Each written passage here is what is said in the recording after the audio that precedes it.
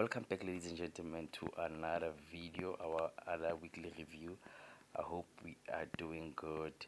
Today I actually want us to take a look at a couple of pairs. I think we'll be looking at AUDUSD and NZDUSD and EURGBP.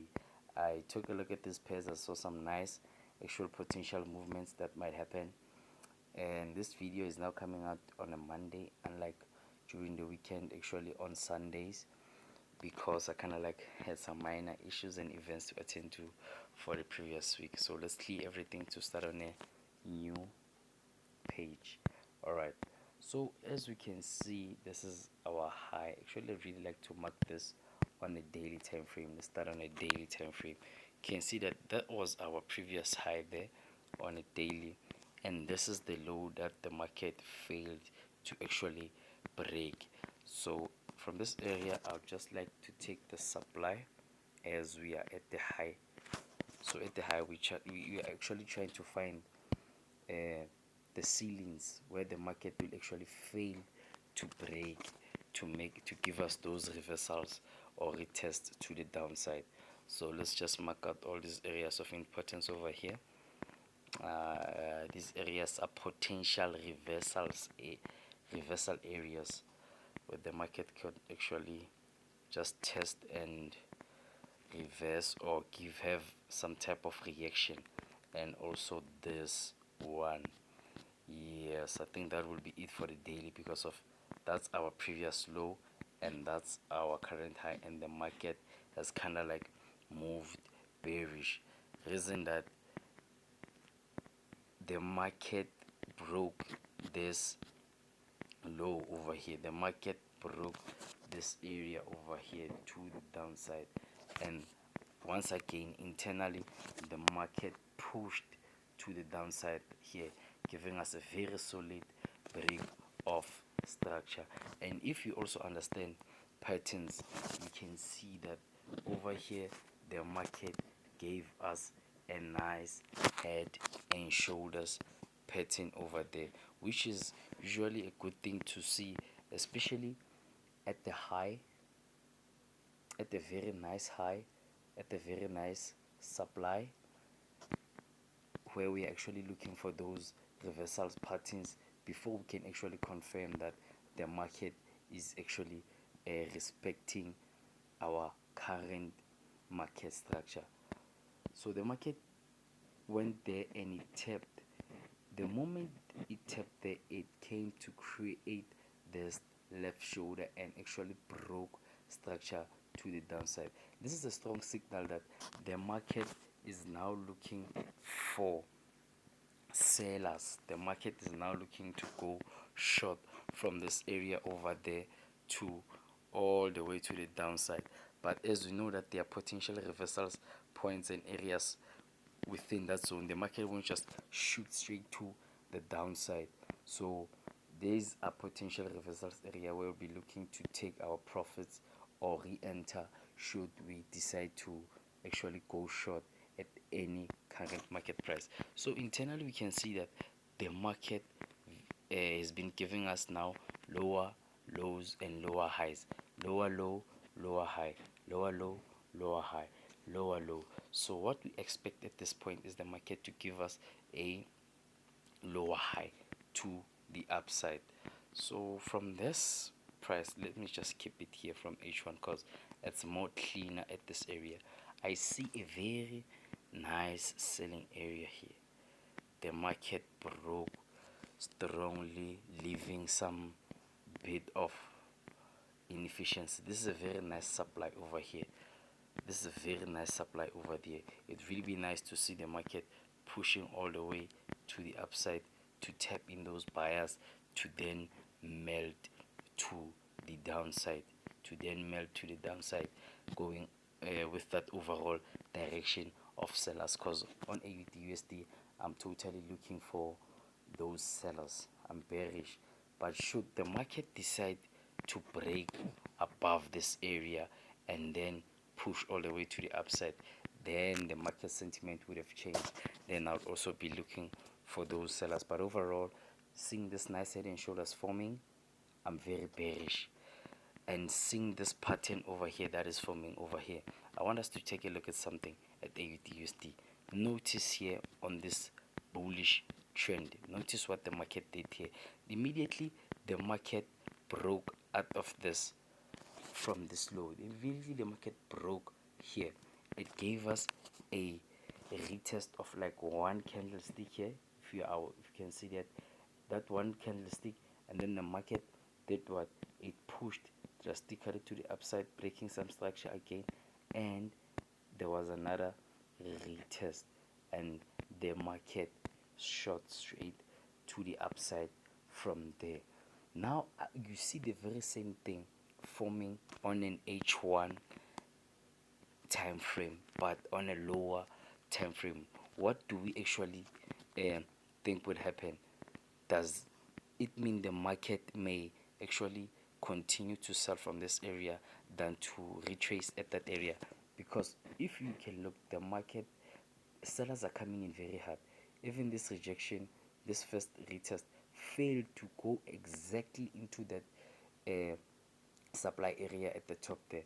The market didn't actually tap into this. The market failed to tap into that area. The market failed to go deeper. So the market might have actually failed to give that deep retracement into the upside. So what should we do at this moment? Patience is key. Should you decide to sell now, your stop loss should just be above this point, at least at 6700. You should leave your stop loss there at 0.6700. Yeah, 67,000. Yeah, 0.6700, and your first take profit should be around this area. But another more nicer and safer entry would be to allow the market to break below, give us a proper retest below this area, retest this area, and then you can actually go for those overall sellers from there to the downside. Yeah, that will be it for AUDUSD. It's just that simple and straightforward. Let's check out NZDUSD. NZDUSD has a positive correlation with AUDUSD. So what we see happening with AUDUSD is most likely to happen with NZDUSD. One can be delayed, or one can have deeper retracements or deeper movements than the other, but at the end of the day they will actually move in a similar way, I think. Yes, so now we can actually mark up those highs. Let's just take that high over there and the previous low, which the market actually failed to break. So this is what we have. Okay, a very nice supply area over there. The market got in but couldn't actually reach it. Maybe on a weekly time frame the market could have tapped into that area, but from a daily it just failed to go and tap in internally. But what we can see here, that's one and the same thing that formed with AUDUSD. The market gave a nice head and shoulders again it with NZDUSD, which is a very strong signal that the market actually wants to reverse and go to the downside. So after marking all of these areas of importance, we can now dive into the H4 and check out for those potential entries. So let's just adjust it, this area, and I'd also like to mark up this one over here, because the market kind of like played out a lot around this area over there. The market changed character here, so leaving us with this supply, a very nice supply over here, which the market went and tapped to. But this push to the downside also gave us a very strong, nice break of structure to the downside. What do you want to see happening? It would really be nice to catch a trade like this, very similar to AUDUSD. This is NZDUSD, very similar, allowing the markets to retest first and then pushing all the way to the downside, but we should be careful at these areas that are marked in blue because of their potential reversal areas. So really like to see something like that happening, or the market breaking below to give us a nice retest to then sell overall to the downside. That will be it for NZDUSD. Nothing more, nothing less. It's just the same thing with AUDUSD, and it's just a matter of which one is more cleaner at a given time. They may have a similar move but not move the same way at the same time. So it's also important to understand that with the markets. Correlation, yes, is positive, but they don't move at the same time doing the very same move, or moving in I can say exact number of pips at the same time. So one may be delayed than the other. At times they move together at the same time. It just depends at Australia and New Zealand and some fundamentals that may be happening. So let's check out EURGBP. EURGBP is at a very nice point over there. Decisions are still being made because of this is a very strong low, and the market for a long time now has been actually failing to break this area. Once you go into the weekly time frame, you can also notice how the market previously kind of like tapped into this area and failed. It failed to actually break below, and it shot all the way to the upside. So now for the longest time now, the market has been on a bearish trend. The market has been on a bearish trend. The market has been going to the downside. So from a daily perspective, we can see that now the market tapped into that area. Let's just mark out this area, this one over here. It's a very nice one, and this another one over here. Just like to mark this one over here. Yeah, we kind of like have a lot of movement around that area. So the market overall is bearish, and now the market it's a very strong daily time frame low. What we want to see over there, it's obviously those pushes to the upside. That's what logic will tell us. We are at the low, we are looking for buys. We have inefficiency. We changed from a previous trend with inefficiency that broke multiple structures to the upside, but that could just be a mere trap. That could just be a mere trap looking for those buys at that area, because of when you go down to an H4, the market has not yet changed character. This is the buy that actually put in this current low over here. I don't know if this makes sense. This, I mean, it's not a buy, it's a sell. So the market at this area has been breaking all structures to the downside, but it has been failing to actually give those deep retracement. It has just been melting, failing to give those deep retracements to take in and fill in those inefficiencies and mitigating those order blocks. So we want to trade with what the market is doing at the time. The market has not yet changed the character, and the market is still very consolidating at this area. Yet it has just been pushing slightly to the upside, but it's stuck. You can easily see that decisions are still being made at this area. So you should trade this area with cautious. With caution. You should be very cautious whenever you think of taking a trade within this area, because for what we could know is that as many people are looking for buyers, this is what the market wants. This is what wants a lot of people to do. So you should be looking for what might happen beside what a lot of people want to see. Chances are we may shoot to tap into this order block only to continue with the melt to the downside, only to continue with our sellers to the downside, because for all we know, the market has actually been on a very bearish daily trend, and now the market could be tripping all those who say, no, we are buying, we're at a low, I'm buying, we're at a low. That's how the market behaves. That's how 90% of the people are actually thinking right now. We're at the low, we must buy. We're at the low, we must buy. But you should actually look at how the market is actually doing. There are different types of pullbacks.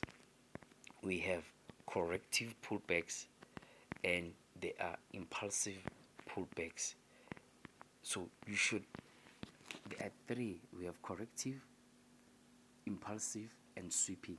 So some pullbacks go up as if like they are breaking structurally to the upside, only to sweep some liquidity above this area. And we have very nice corrective pullbacks, which is what I see kind of like happening with Euro GBP. The market is very nicely going to the upside in a corrective manner, and we have those impulsive ones where the market just broke and impulsively gets into your area of interest and continue. So at this moment we have a potential of this happening.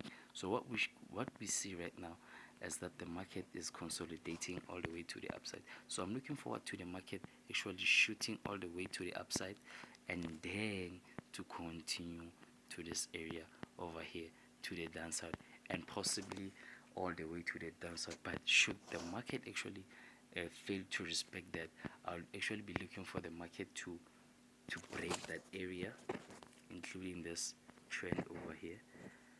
And then I might just then maybe change my sentiment to sellers. But overall, I'm actually looking for those buyers. Should the market decides to do something like this, break above this area with an impulsive move, I don't want him to just break, but I want it to break and close above the trend line, the supply area, the resist, the support. So like there are a lot of factors that the market has to actually violate for me to say no, Euro GBP we cannot buy. But everything now so far aligns with me saying no, we can still sell, you know. There's this one great trader who once said, just because of the market it's sold, oversold, or sold like to the core, it doesn't necessarily mean we can't continue to the downside. And just because of the market is overbought, it doesn't necessarily mean at that point the market will stop going to the upside. I don't know if it makes sense. You should just wait for the market to give you a direction, and then you'll simply just follow. And that will be it for Euro GBP. I hope you enjoyed this one.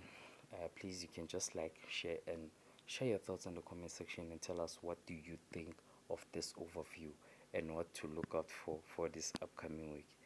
And thank you.